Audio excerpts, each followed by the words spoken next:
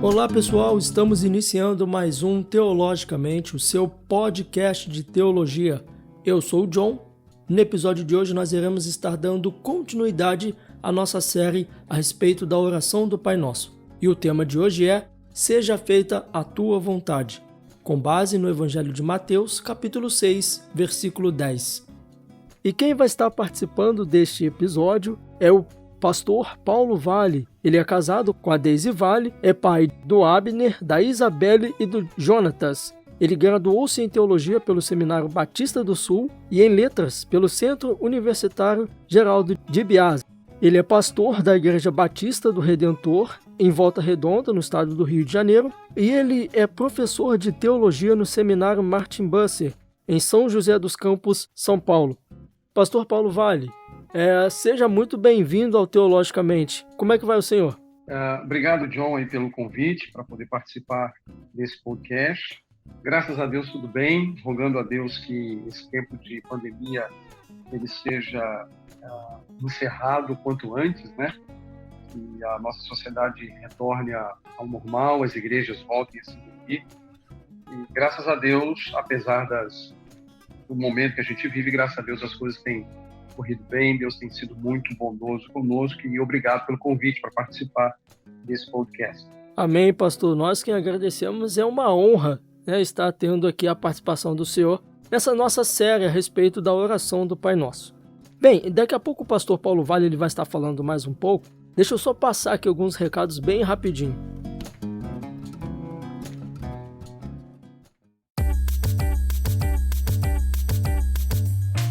Talvez você está ouvindo esse episódio pela primeira vez. Como você pode perceber, nós já estamos na série de número 5, mas você pode aí acompanhar os outros episódios que nós já gravamos. Nós já temos aí a gravação piloto, nós já temos o episódio 1 até o episódio 4. Então, depois, se você quiser parar agora esse podcast, voltar e ouvir os episódios anteriores, vai ser muito interessante. E mais uma coisa, você pode nos acompanhar também nas redes sociais. Nós estamos no Instagram, no Facebook, nós estamos também no YouTube. É só você pesquisar lá em qualquer uma dessas redes sociais como Teologicamente Oficial. Você pode digitar lá que você vai nos encontrar nas mídias sociais. Vai ser muito bom ter você lá perto conosco. Lá nós publicamos devocionais, nós postamos os próximos episódios que vai estar saindo. Então, se você ainda não é inscrito em nossas redes sociais, nas nossas mídias sociais, se inscreva agora mesmo.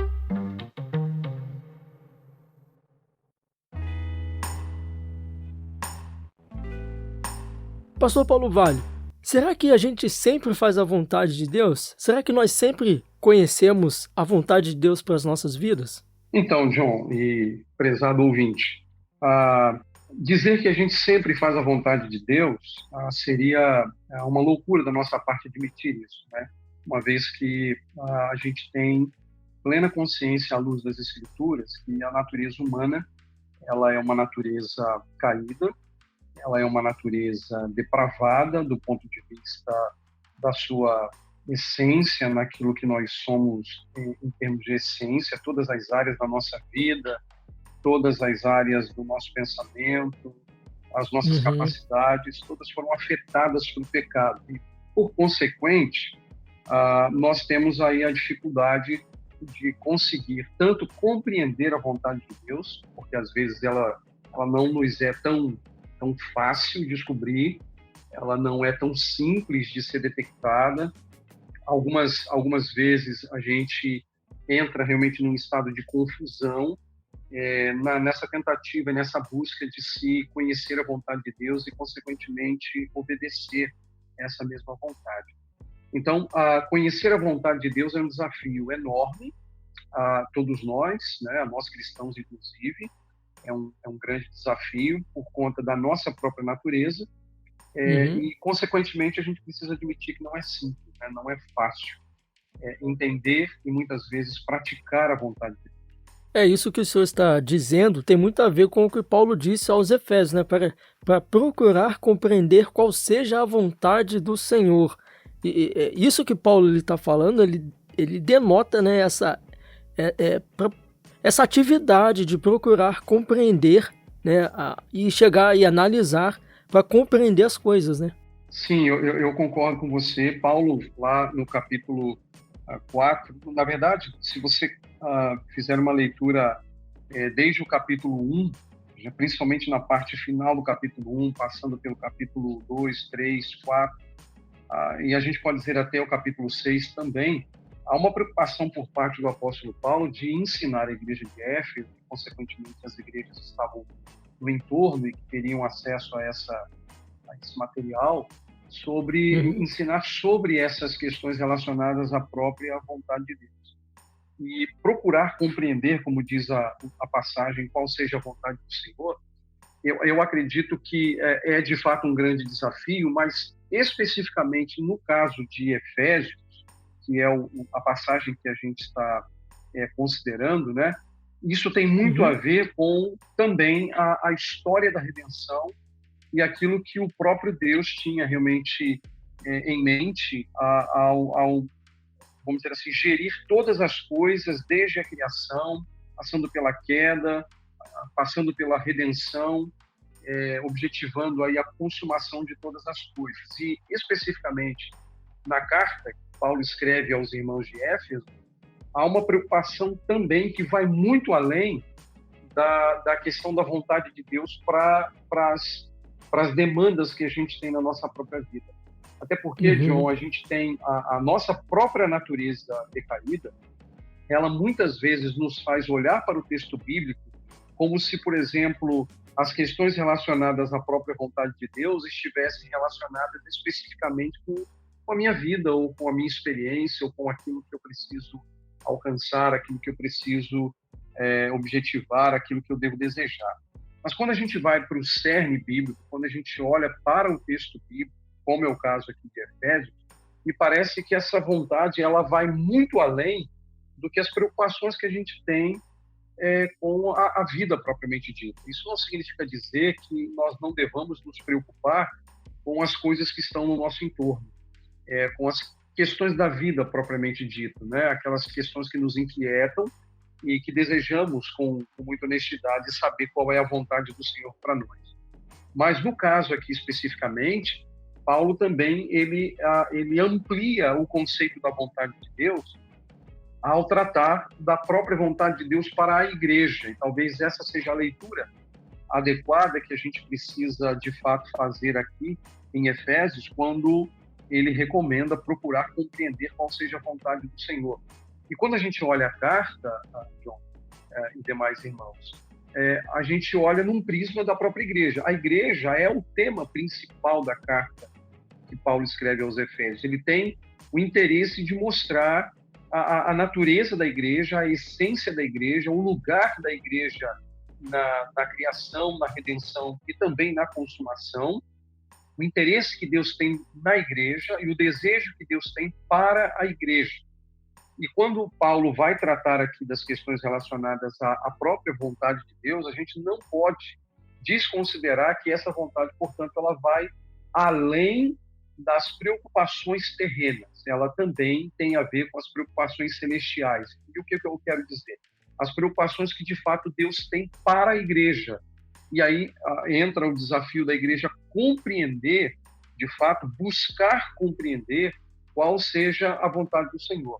E não somente aqui, não é? A gente pode saltar para uma outra carta em que isso também fica muito evidente, quando Paulo, escrevendo aos Romanos, no capítulo 12, ele vai falar sobre o desejo que deve haver, o anseio que deve haver por se conhecer a vontade do Senhor. Quando ele diz, por exemplo, e não vos conformeis a este mundo, mas transformai-vos pela renovação do vosso entendimento, para que entendais qual seja a boa, agradável e perfeita vontade de Deus. Então, a vontade de uhum, Deus acaba sendo um tema que perpassa por toda a Bíblia, que tem a ver, obviamente, com as preocupações que nós temos para este tempo, para este mundo, né? Mas também, e aí a gente precisa resgatar este conceito, também relacionado à vontade de Deus para a igreja, a vontade de Deus no que diz respeito à salvação e a vontade de Deus no que diz respeito ao alcance de um objetivo cujo desdobramento será a própria glória do seu nome, né? Quando ele colocar fim em todas essas coisas e o seu nome será, de fato, definitivamente, não que ele não seja agora, mas ele será definitivamente glorificado. Exatamente. E assim, talvez assim, né, pastor, com esse anseio, eu não sei se eu poderia dizer assim, mas com esse anseio, às vezes exagerado ou de maneira errada, tentar compreender essa vontade de Deus, é, muitas coisas erradas ou muitas ideias erradas ela tem surgido. Sim, sim. E aí talvez a gente tenha que estabelecer um parâmetro que me parece ser um parâmetro bíblico para essa questão da vontade de Deus. E o que eu quero dizer com parâmetro bíblico? Se é verdade que a gente pode e deve olhar para as questões relacionadas à vontade de Deus num prisma que diz respeito não apenas às demandas dessa vida, mas também às demandas da eternidade, é aquela questão da vontade de Deus no céu, da vontade de Deus na terra, que é de fato o que o nosso Senhor Jesus Cristo ele nos ensina na petição, numa das petições do Pai Nosso. A gente precisa entender então que, de certo modo, é o céu que governa a terra. E aqui não tem nenhum jogo de palavras, porque, de fato, literalmente, é o céu que governa a terra. Quer dizer, Deus, ele é soberano, ele é poderoso, ele tem o controle de todas as coisas em suas mãos, ele conduz todas as coisas, ele guia todas as coisas. Há um alvo e um desfecho muito bem definido a partir da própria vontade de Deus, e é essa vontade de Deus que deve regular a nossa própria vontade, vamos dizer assim. E aí entra um ponto importante. Se a vontade de Deus ela é reguladora para a minha vontade e para aquilo que eu devo ansiar, eu preciso entender que tudo que eu tenho concretamente com relação à própria vontade de Deus é a sua palavra. Onde é que definitivamente eu compreendo a vontade de Deus? Onde é que definitivamente a vontade de Deus está revelada? Bom, a gente não tem dúvidas. Definitivamente a vontade de Deus está revelada nas Sagradas Escrituras. E aí entra este ponto, não é? Que à medida que eu tenho uma clara consciência, uma clara percepção da vontade revelada de Deus e eu tomo um rumo de obediência, ou seja, eu levo em consideração aquilo que Deus ensinou, aquilo que Deus exigiu, e eu cumpro na medida da sua graça, da sua bondade, do seu espírito operante em nós, eu cumpro a sua vontade, é natural, é muito natural que as demandas da minha vida e aquelas questões que dizem respeito aos questionamentos que eu tenho, eles serão, vamos dizer assim, saciados à medida que eu tenho uma clara percepção da vontade de Deus revelada em sua palavra. Então, para mim, particularmente, e acredito que não esteja sozinho nisso, porque há tantos outros autores cristãos que já disseram, de certo modo, usando essa linha de raciocínio, é a vontade de Deus que vai regular a vontade humana. E na medida que eu tenho uma clara consciência e uma percepção desta vontade revelada, torna-se muito mais fácil, o que não significa que seja tão simples, mas será muito mais fácil, pelo menos fácil entre aspas, de nós podermos tomar as decisões que a gente precisa tomar e que demanda aí uma escolha, um exercício de uma vontade. Então, eu diria que a gente vive um tempo de muita confusão exatamente porque aquilo que deveria regular a nossa vontade, que é a vontade de Deus, ela não tem sido considerada. A gente sabe que hoje o movimento cristão, o evangelicalismo moderno, sobretudo aqui no Brasil, que é talvez o ambiente em que nós estamos inseridos, e por isso nós conhecemos bem mais sobre ele, é um movimento que é falacioso quanto ao lugar das Escrituras na vida da igreja, é falacioso com relação ao lugar das Escrituras no púlpito, no ensino propriamente dito da igreja. E aí a gente sabe que se a palavra de Deus ela de fato não é exposta às pessoas, consequentemente o conhecimento de Deus, que é tão necessário e vital a todos nós, ele passa a estar vetado nas pessoas. E aí elas precisam, né? Nós precisamos, faz parte da nossa própria natureza, nós precisamos colocar alguma coisa no lugar. E aí se justifica, mas não se justifica no sentido de nós entendermos, mas não se justifica no sentido de que Deus tolera o fato de que exista tantas invencionices na igreja, né? Então, hoje a gente tem uma série de problemas, uma série de confusões, uma série de dificuldades no contexto da igreja e na compreensão da própria vontade de Deus, porque essa vontade ela está vetada, ela está impedida no sentido de que, por exemplo, a igreja, que deveria ser o ambiente próprio para que essa vontade de Deus fosse revelada e, uma vez revelada, levasse as pessoas a uma obediência, essa vontade, de fato, ela não chega à igreja. E como ela não chega à igreja, então veta-se a possibilidade. E aí nós começamos a agir por achismos, nós começamos a agir por impulsos, nós começamos a agir a partir de sensações humanas e nos tornamos pessoas que, a larga escala, se distanciam do próprio Deus, uma vez que a sua própria vontade ela não é, de fato, levada em consideração, ela não é, de fato, obedecida. Então, eu acredito que a confusão que a gente tem no cenário que a gente vive se dá muito mais pela ausência do conhecimento dessa vontade revelada, que tem a ver com a vontade eterna de Deus e que, obviamente, deve regular todo o meu procedimento, todas as minhas escolhas, todas as minhas decisões, seja de caráter individual, seja no caráter coletivo, na esfera da família, na esfera da igreja, na esfera da sociedade,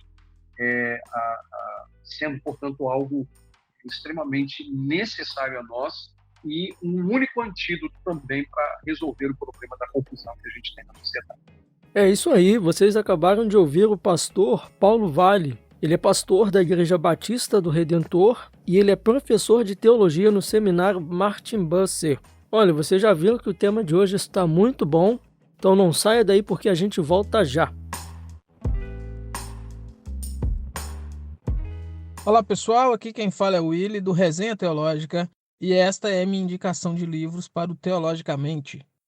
Eu quero indicar para vocês um livrinho chamado Sola Gratia, a controvérsia sobre o livre-arbítrio ao longo da história.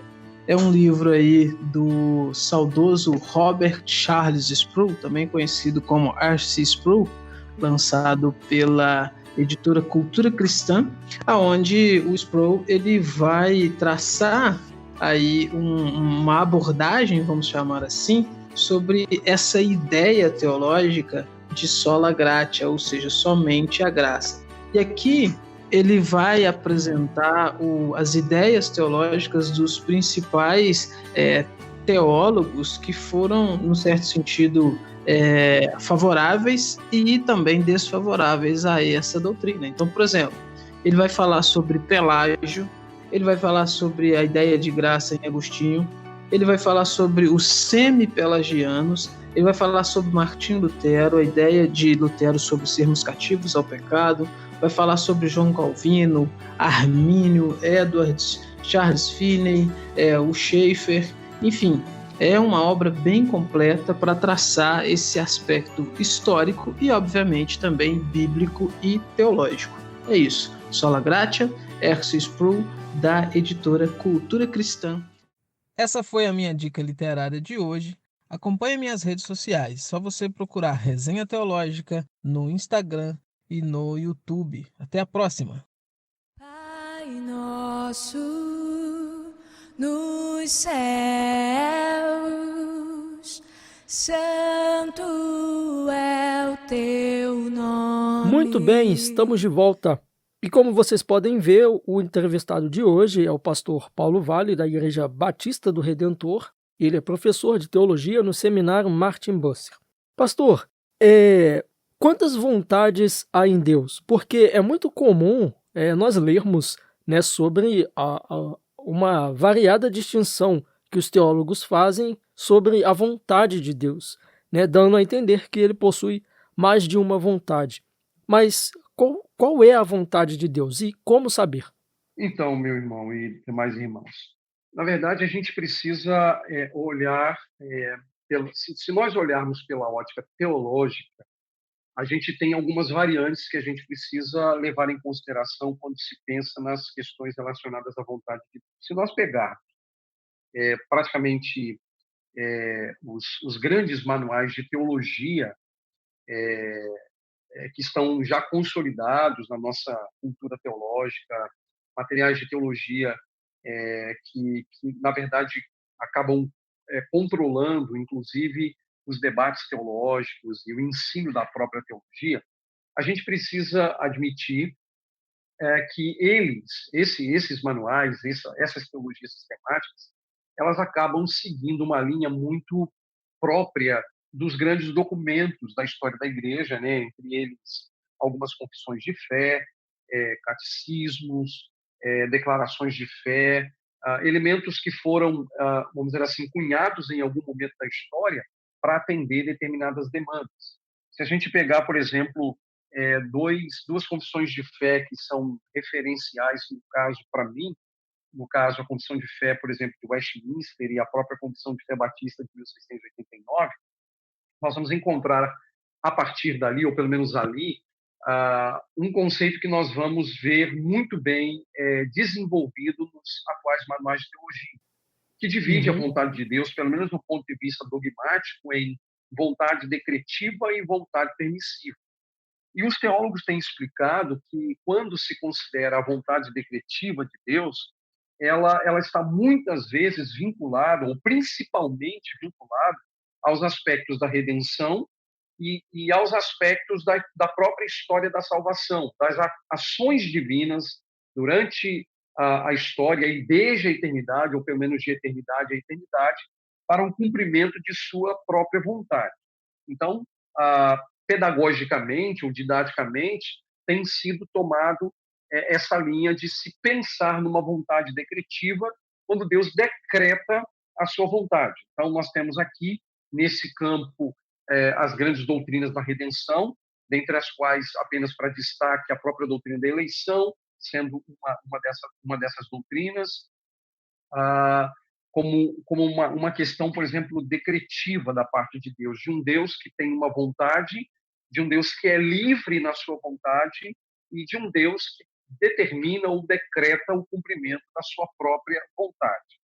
Mas há também uma outra maneira e uma outra visão, também dentro da dogmática, dentro da teologia sistemática, que diz respeito à vontade permissiva de Deus, que tem sido entendida não como uma espécie de medida provisória da parte de Deus, mas como uma atitude referente ao seu desejo, à sua vontade de fazer algo dentro da esfera temporal, alguma coisa que tem muito mais a ver com desdobramentos temporais. Então, Deus permite determinadas situações, Deus permite determinadas circunstâncias, sem perder de vista essas questões relacionadas à chamada vontade decretiva. É como se nós pudéssemos dizer que a vontade permissiva de Deus, pelo menos do ponto de vista da dogmática, ela está contida dentro da vontade decretiva.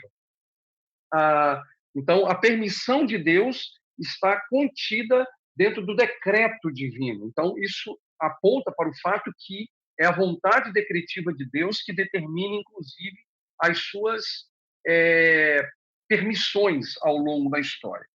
Só que, meus queridos irmãos, essa é uma perspectiva pedagógica, essa é uma perspectiva didática, que nós vamos encontrar eco em muitos documentos da história da Igreja, que vamos encontrar eco em muitos manuais de teologia sistemática ou de dogmática. Entretanto, numa perspectiva da chamada teologia bíblica, que é a área em que eu mais transito, que é uma área que, inclusive, é base e fundamento para a teologia sistemática, eu preciso dizer que as coisas não funcionam exatamente como a dogmática diz. Então, somente para ajudar os nossos ouvintes a entender como é que isso se dá dentro da teologia, houve um teólogo chamado Gerhardus Voss, um teólogo reformado, que escreveu um livro chamado Biblical Theology, que é um livro, portanto, de teologia bíblica, e que cobre a história da salvação no Antigo Testamento e no Novo. Ele propunha que a teologia ela é dividida em 4 departamentos.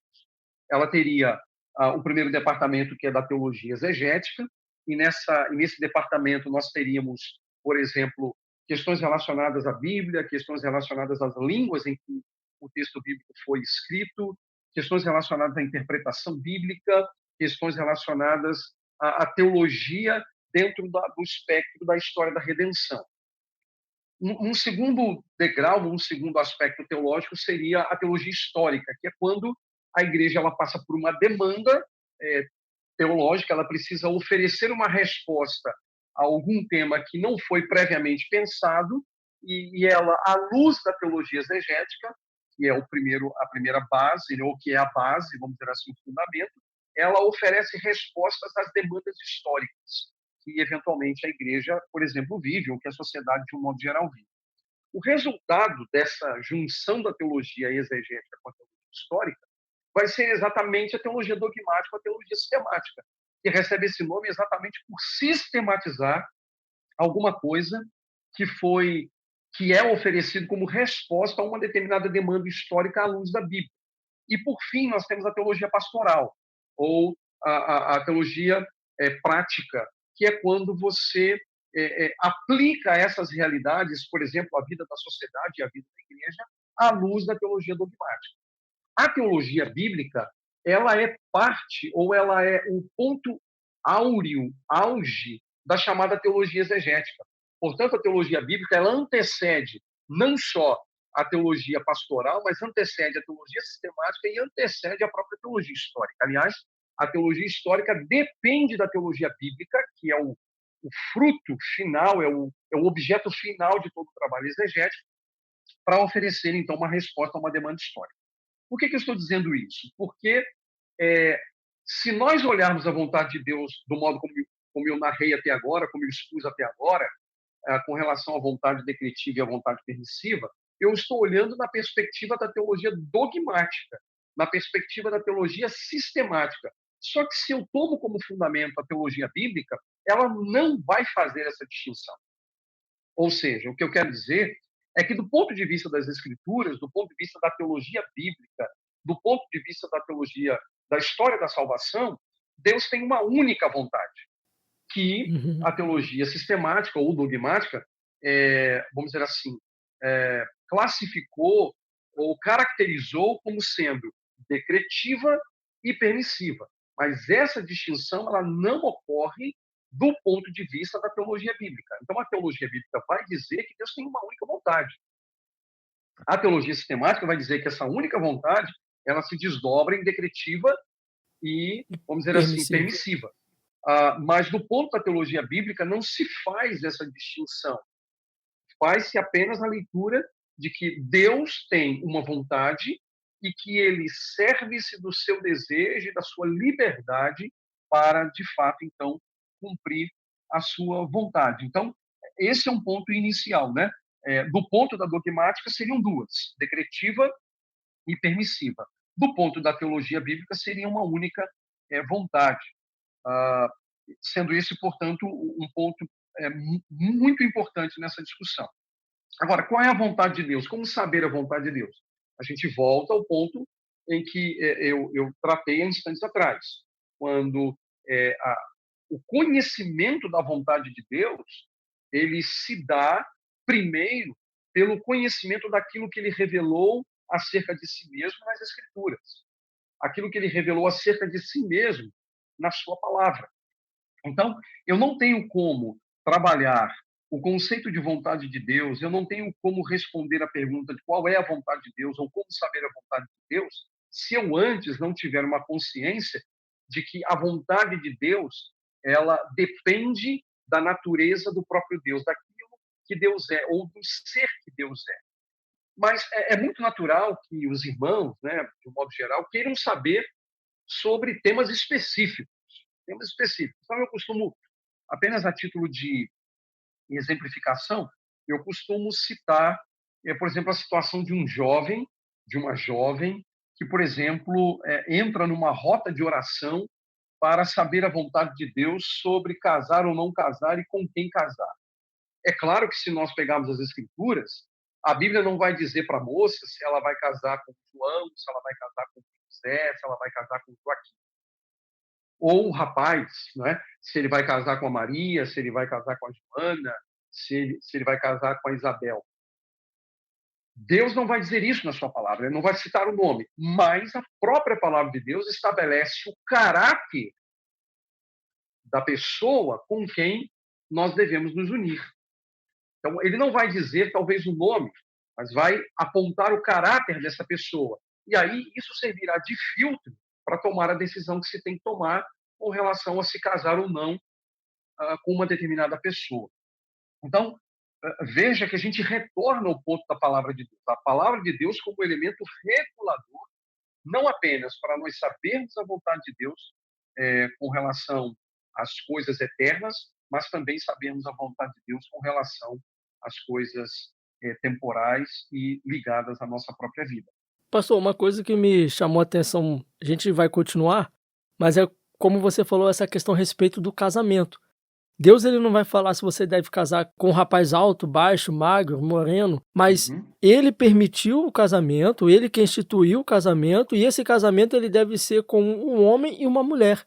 Então, isso assim a gente já compreende a vontade de Deus. Sim. Quer dizer, não existe negociação. Então, por exemplo, dentro de uma demanda histórica, nós precisamos responder isso.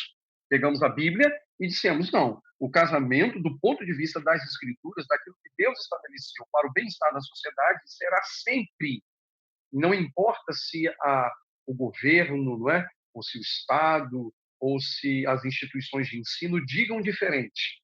O que as Escrituras afirmam é que o casamento ocorre entre um homem e uma mulher. Pronto, isso está definido com relação à vontade de Deus.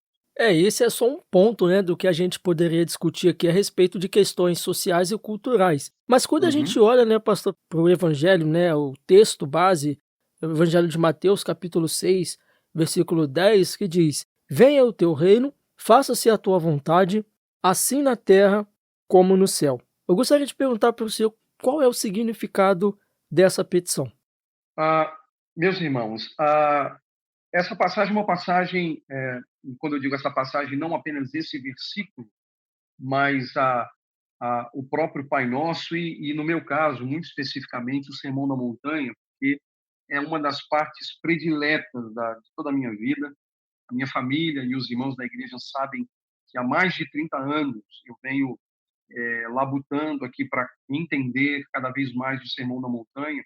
E nos últimos meses eu tenho me ocupado mais especificamente com a oração do Pai Nosso e tem sido uma coisa tão extraordinária, tem sido muito bom descobrir tantas coisas preciosas aqui. O versículo 10, venha ao teu reino, seja feita a tua vontade como no céu, assim também na terra. Na verdade, ele entra aqui como a primeira, vamos dizer assim, a primeira parte da oração, o primeiro bloco da chamada oração do Pai Nosso, em que nós encontramos 3 petições, né? Santificado seja o teu nome, venha o teu reino, seja feita a tua vontade como no céu, assim também na terra. Porque o segundo bloco, que começa no verso 11 e vai até o verso de número 13, ele já está muito mais preocupado com o entorno da vida humana, seguindo talvez o padrão do próprios 10 mandamentos, quando você tem uma tábua da lei que aponta para as relações com Deus e outra tábua da lei que aponta para as relações com o próximo. Uma relação vertical e uma relação horizontal. Especificamente sobre seja feita a tua vontade, como no céu, assim também na terra, esse pedido que é feito que é estabelecido por Cristo, ele está, obviamente, ligado aos 2 elementos anteriores, que é venha o teu reino e santificado seja o teu nome. Eu preciso dizer que nessa passagem, quando nós dizemos Pai Nosso, a ideia não é pensar apenas na coletividade da igreja ou no corpo de Cristo, mas é um chamado a orar na companhia de Cristo. Quando Cristo diz Pai Nosso que estás nos céus, ele está convidando os seus discípulos, ele está convidando aqueles que foram, são e serão alcançados pela graça do Evangelho a orar na companhia dele. Então, esse é um ponto que, para mim, é muito importante. Nós somos chamados a orar na companhia de Jesus Cristo, né? Orar pela sua santidade, orar pelo seu reino, orar pela sua vontade.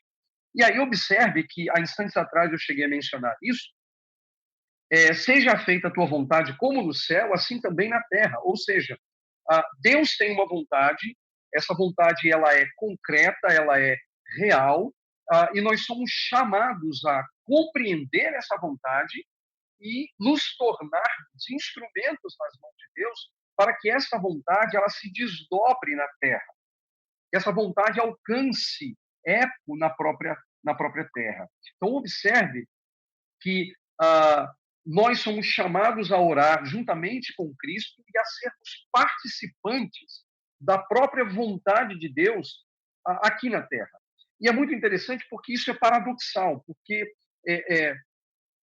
é como se o texto estivesse mostrando para a gente que Deus age à medida que nós oramos, quer dizer, à medida que nós nos colocamos na presença dele, para, obviamente, compreender a sua vontade e cumpri-la na terra, isso mostra que a nossa causa acaba estando contida na causa de Deus. Quer dizer, nós somos participantes da própria causa de Deus.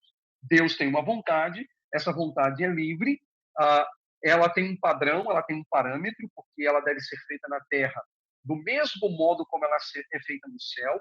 No céu não há impeditivos, no céu não há estorvo da vontade de Deus, e do mesmo modo nós não podemos ser impedimentos nem estorvos para a vontade de Deus na terra. Devemos ser instrumentos, né? E aí vem um ponto importante. A nossa causa, né, que são as nossas necessidades materiais, as questões relacionadas à vida, ela deve vir depois da causa de Deus. Isso fica muito evidente pela própria oração. Porque primeiro se preocupa com as coisas de Deus. Santificar o seu nome, desejar a vinda do reino, fazer a sua vontade. Depois disso é que ele pede pelo pão, ele pede pelo perdão, ele pede para não entrar em tentação, mas livrar do mal. Então observe que a nossa causa, ou a causa humana, ela não é a prioridade. Ela deve vir depois da causa de Deus. A causa de Deus deve regular a nossa própria causa. Isso tem muito a ver com aquela oração que Jesus fez no jardim do Getsêmani, em que ele disse, né, não seja feita a minha vontade, mas faça a sua vontade. Sim, com certeza. E ali, muito mais especificamente, dentro dessa esfera da redenção. Porque nós sabemos que ali ele está prestes, né, a ser, vamos dizer assim, traído, de ser preso, de ser julgado, de ser condenado, de ser humilhado, de ser morto, até que triunfantemente ele vence a morte, ressuscitando ao terceiro dia. Então, o ambiente ali é de plena submissão, quer dizer, a causa de Cristo estando contida na própria causa divina, no sentido divina, não que Cristo não seja Deus, ele é Deus, mas no sentido da sua submissão ao Pai, a primeira pessoa da Trindade, sendo ele a segunda pessoa da Trindade. Ou seja, ele se submete à vontade de Deus, né? De modo que ele tem uma clara consciência da vontade de Deus e está pronto para cumpri-la.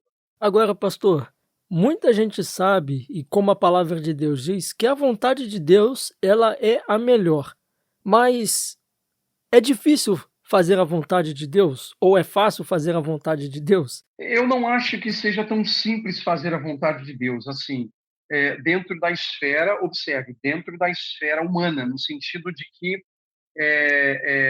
das decisões que muitas vezes nós precisamos tomar. Eu diria que a maior dificuldade, e aí eu preciso dar uma explicação depois, mas a maior dificuldade em entendermos questões relacionadas à vontade imediata que diz respeito ao entorno da nossa vida do que necessariamente à vontade de Deus com relação ao como devemos viver. Por que eu digo isso? Porque Deus nos deu a sua palavra e Deus também nos deu o seu Espírito. Então, Deus nos deu o Espírito e Deus nos deu a palavra. O Espírito e a palavra juntos têm um papel extremamente importante, vital, poderoso na nossa própria vida. E nós, obviamente, na medida da graça de Deus, nos submetemos a esta palavra, nos submetemos à orientação do Espírito para a compreensão da palavra e para o tipo de vida que honra a Deus. Isso está revelado. Mas observe que se nós não estivermos alinhados, me permita usar essa expressão, se nós não estivermos alinhados com a vontade revelada por Deus em sua palavra e pelo poder do Espírito, é inevitável que a gente, vamos dizer assim, como os antigos diziam, é inevitável que a gente dê com os burros na água, porque a gente não vai ter uma clara consciência do parâmetro que Deus estabelece e, consequentemente, eu vou tomar caminhos que não são caminhos que glorificam de fato a Deus. Então, eu diria que é fácil e não é. É fácil na medida que nós nos submetemos à palavra e ao Espírito, mas é difícil quando nós tentamos viver a revelia daquilo que Deus revelou. O podcast é uma mídia que cresce a cada dia e nós do Teologicamente não ficamos de fora dessa. Você pode nos encontrar nas principais plataformas de streaming. Lá você encontrará temas bíblicos variados, entrevistas e o devocional reformado Aprendendo com o Texto. Fique ligado, episódios mensais e semanais. Inscreva-se já na sua plataforma de podcast favorita. A gente se vê por lá. Pastor, eu acredito que o senhor, como pastor, o senhor deve receber muitos pedidos de orações. Eu acredito que muitas pessoas devem chegar até o senhor e pedir para que o senhor ore para que Deus ele faça a sua vontade na vida dessa pessoa. Mas, e geralmente os pedidos são os mais variados, né? E como saber se uma coisa realmente é a vontade de Deus? Então, nesse ponto aí, é preciso dizer que normalmente, viu, John e demais irmãos, normalmente, quando as pessoas vêm aos pastores para pedir oração, não é preocupado com a primeira parte, ou primeiro bloco da oração do Pai Nosso. Normalmente, não são pedidos ligados à santidade de Deus, à vinda do reino e à vontade de Deus no aspecto da história da redenção. É geralmente ligado ao pão de cada dia, a alguma demanda contra alguém, né? E às lutas contra o pecado. Então, isso precisa ficar muito evidente de início. E isso, de certo modo, mostra, de fato, onde é que está o nosso coração. Foi isso que Jesus falou, inclusive no Sermão da Montanha, um pouco mais à frente, após a oração do Pai Nosso, ele vai dizer que onde estiver o vosso tesouro, ali também estará o vosso coração. Então, eu diria que a gente pode perceber quais são as prioridades de alguém pelos pedidos de oração dela. Quais são as prioridades de alguém à medida que ela ora? Quais são as prioridades de alguém à medida que ela se envolve com as coisas? E aí, normalmente, as pessoas vêm pedir, geralmente, né, ligados aí à segunda parte, com as demandas da vida e raramente com relação à vontade do próprio Deus. E aí, eu tenho tentado, não sei se tenho logrado êxito, mas eu tenho tentado ajudar as pessoas a entender que as questões relacionadas às demandas da vida, elas precisam ser governadas e controladas pelas questões ligadas à eternidade. Ou seja, quaisquer dificuldades que eventualmente as pessoas enfrentam, elas precisam ser entendidas numa perspectiva divina e não meramente humana. Porque se a gente tentar resolver ou propor alguma coisa com uma perspectiva humana, a gente vai ter uma enorme quantidade de dificuldades, vamos criar e gerar uma série de problemas, sobretudo se as coisas não derem certo no sentido daquilo que é esperado. Então, o ideal seja, talvez, levar as pessoas a compreender que aquilo que é uma preocupação momentânea, que ela está vivendo e que é o motivo da sua oração e pela qual ela deve orar, e eu não estou dizendo com isso que ela não deva, e nós devemos orar, precisa ser governado realmente com relação à própria vontade de Deus. Deus regulando todas as decisões, né? Seja por meio de pedidos que nos são feitos ou por meio das decisões que nós mesmos precisamos tomar. Pastor, tem uma pergunta que eu gostaria de fazer para o senhor, ela não está aqui na pauta, então o senhor fique à vontade para responder ou não. Tá? A gente vai ver que no Antigo Testamento, os sacerdotes eles usavam aquelas pedras para saber a vontade de Deus. Sim, Urim e Tumim. Urim e Tumim. E assim, a gente vai ver também que existem, trazendo para os nossos dias, né, tem pessoas que abrem a Bíblia, uma página e falam assim, vou ver o que Deus tem para falar comigo. Existem também outros meios, tem pessoas que dizem que têm sonhos, que têm revelações, e dizem que Deus ali está mostrando a vontade dele. E aí, pastor? Então, vamos lá, vamos dividir essa pergunta. Primeiro, a gente precisa entender que as questões relacionadas, por exemplo, ao Urim e o Tumim, que fica muito evidente ali no Pentateuco, né, quando Deus ele está orientando o povo de Israel, inclusive estabelecendo alguns parâmetros com relação ao exercício sacerdotal que ele vai estabelecer, né? Ele estabeleceria um pouco mais à frente, logo após a saída do Egito, são elementos de fato transitórios. A gente vai Uhum. perceber que a ênfase no Urim e no Tumim ela vai caindo em desuso à medida que o tempo passa. À medida que o tempo passa, cai em desuso. O que não significa que nós não vamos encontrar aqui ou ali questões relacionadas à vontade de Deus. Mas um detalhe muito importante é que, normalmente, no Antigo Testamento, o uso do Urim e do Tumim tinha a ver com, vamos dizer assim, questões judiciais. Questões judiciais, né? Julgamentos que precisavam ser feitos, e aí lançava-se mão do chamado Urim e Tumim. E nós temos alguns episódios na Bíblia em que isso aconteceu. E aí, quando a gente vai para o Novo Testamento, a gente não encontra nenhum elemento regulador dos escritos do Novo Testamento, que é a lente pela qual nós lemos, inclusive, toda a Bíblia e a história da salvação e a história da revelação. Nós não encontramos nenhum elemento regulador sobre o uso do Urim e do Tumim. Esse é um Uhum. ponto para a gente importante. Quer dizer, aparentemente, dentro da história da revelação, isso passou. E é muito interessante que nós temos um episódio lá no livro de Atos em que nós temos o caso de Ananias e Safira, que não foram descobertos pelo uso do Urim e do Tumim, foram descobertos pela revelação do Espírito. O Espírito é que mostrou que eles haviam cometido um grave pecado contra Cristo, contra a igreja, e isso desdobrou na morte deles. Não foi por uma questão de Urim e Tumim. Então, essa é a primeira questão. Usar qualquer mecanismo que se assemelhe ao Urim e Tumim está muito mais próximo de um misticismo religioso do que necessariamente uma observância daquilo que a Bíblia ensina, porque nós não temos, dentro do Novo Testamento, volto a dizer, que é a lente pela qual nós lemos todo o Antigo Testamento, nós não temos nenhum elemento, vamos dizer assim, regulador dessa prática. Esse é um primeiro ponto. Um segundo ponto, que eu acho que pode ser útil, é que, como eu disse, a vontade de Deus é revelada em sua palavra, mas é possível, mas eu vejo isso como algo muito mais extraordinário do que ordinário, é possível que Deus sinalize algumas coisas utilizando outros meios, como, por exemplo, um sonho.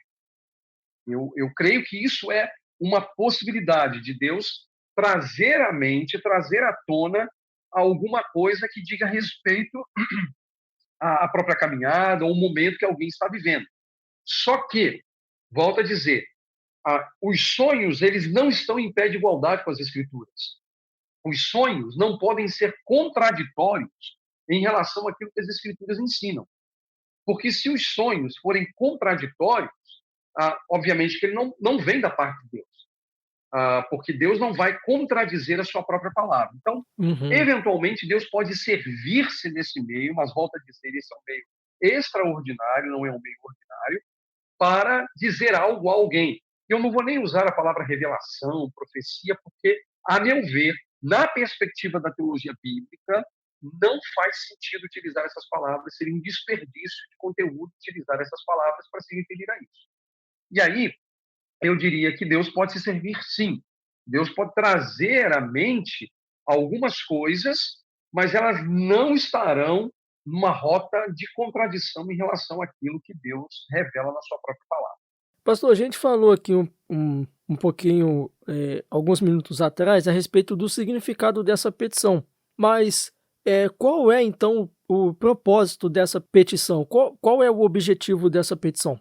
Eu diria que o objetivo dele é, basicamente, trazer à nossa mente que Deus tem uma vontade, segundo, que essa vontade ela será feita, e terceiro, que nós, como seus servos, devemos, vamos dizer assim, entre aspas, nos colocar à disposição, fecho aspas, para que Deus faça a sua vontade.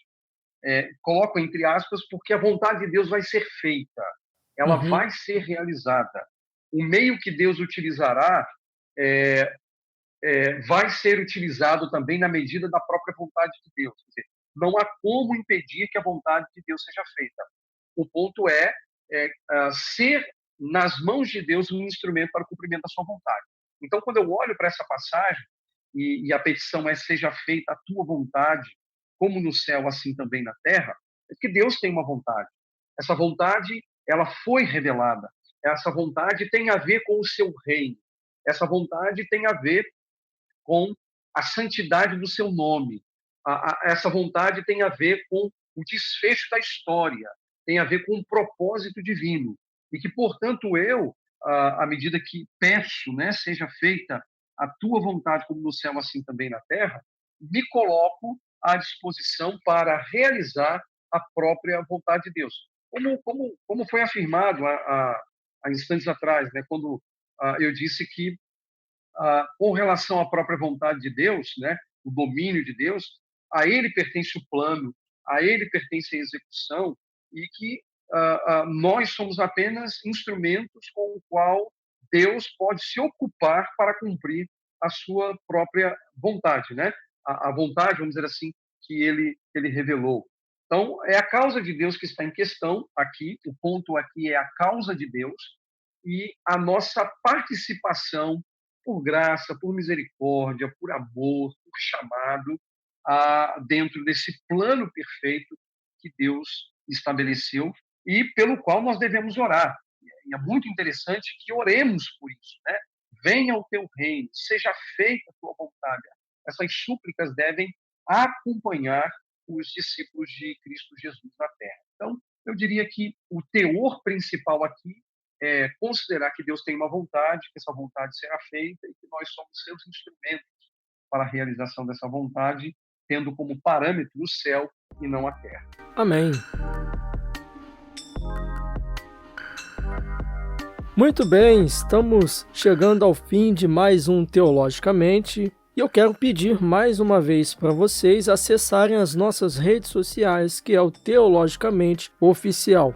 Gente, não se esqueçam de enviar os seus comentários, as suas sugestões, as suas dicas de temas para os nossos próximos episódios, porque a sua participação ela é muito importante para o crescimento e o desenvolvimento desse projeto. Tudo que nós fazemos aqui, né, só faz sentido com a sua participação. Então, mais uma vez, eu vou pedir a você, vá lá nas nossas redes sociais, se inscreva, ativa a notificação. Eu não sei por qual plataforma de podcast você está nos ouvindo, mas nós estamos aí nas mais variadas plataformas de podcast. Nós estamos no Spotify, Deezer, na TuneIn, nós estamos no Google Podcast e qualquer uma dessas plataformas, se você digitar lá TCast, você vai nos encontrar. Então vai lá, assine na sua plataforma de podcast favorita, mande o seu comentário, mande as suas sugestões, que nós vamos estar lendo todas elas com muito carinho. E para finalizar, eu gostaria de ouvir as considerações do pastor Paulo e no final, pastor, eu gostaria que você deixasse aí o seu contato, as suas redes sociais. Ok. Mais uma vez eu quero agradecer ao John e aos irmãos que nos acompanham por essa oportunidade, né, por esse podcast, poder contribuir de algum modo para elucidar aí a palavra do Senhor, parabenizar o Teologicamente pelo trabalho que vem sendo feito, e eu desejo que Deus esteja cuidando de todo esse trabalho e fazendo prosperar a sua obra, a sua vontade, através desse meio, dessa plataforma, que são os podcasts. Minha palavra final é realmente de encorajamento aos nossos irmãos em Cristo, a se manterem firmes, a amarem a Jesus Cristo sobre todas as coisas e viverem para a sua glória. E no que respeita ao tema que foi abordado, seja feita a tua vontade, é preciso lembrar que é Jesus quem ora. A oração do Pai Nosso, ela foi feita por Jesus. É Jesus Cristo, nosso Senhor, quem ora, e nós nos juntamos a Ele na oração. E se pensamos por esse prisma, a gente considera e a gente precisa, de fato, considerar o tamanho privilégio que nos foi concedido sermos participantes, sermos instrumentos para que a vontade de Deus seja feita. Eu quero encorajar a cada ouvinte, não é, a considerar isso. Cristo é quem ora, nós nos juntamos a Ele em oração, Deus está no controle de todas as coisas, a sua causa será cumprida será realizada, não é possível impedi-la, não é possível estorvá-la, e Deus já nos traz a um contexto em que nós podemos ser participantes ativos no cumprimento da vontade de Deus, na observância da vontade de Deus. Então, Deus nos traz a condição privilegiada de não apenas compreendermos a sua vontade, mas também de sermos instrumentos, né, da vontade de Deus no mundo em que nós vivemos, ansiando a chegada do reino, a vinda do reino, que é na sua expressão máxima, assim que nosso Senhor retornar para buscar o seu. Agradeço mais uma vez e quero deixar aqui os meus contatos, né? Eu estou nas plataformas do Facebook, do Instagram e também do Twitter, como professor Paulo Vale, ou melhor, prof, né? Prof.Paulo Vale, Vale com 2 L's. Você me encontra ali no Facebook, me encontra também no Instagram, também no Twitter. E se me permite, John, eu quero também divulgar aqui o Instituto John Bunyan, que é um instituto que foi criado há 2 anos para dar suporte às igrejas que eventualmente precisam de apoio, precisam de literatura, boa literatura, precisam de treinamento. Você também consegue encontrar nas plataformas do Facebook, do Instagram, do Twitter e brevemente também no YouTube, o John Bunyan. Isso mesmo, John Bunyan, autor de O Peregrino, né? E de Instituto John Bunyan. Eu quero encorajá-lo a entrar aí nas plataformas, curtir o nosso perfil, a nossa página lá. Também com isso nos colocamos aí à disposição para eventuais necessidades que as igrejas e os irmãos tiverem. Mais uma vez, meu irmão, muito obrigado pelo convite. Foi um prazer poder servir o irmão e a Igreja de Cristo através desse trabalho. Amém. Nós vamos colocar aqui depois o link das redes sociais do pastor para vocês poderem estar acessando. E mais uma vez, nós agradecemos a participação do pastor Paulo Vale. É uma honra para a gente ter o senhor aqui. E eu quero agradecer também a vocês que nos ouviram. Muito obrigado pela sua participação e até o próximo episódio, se Deus quiser. Um grande abraço.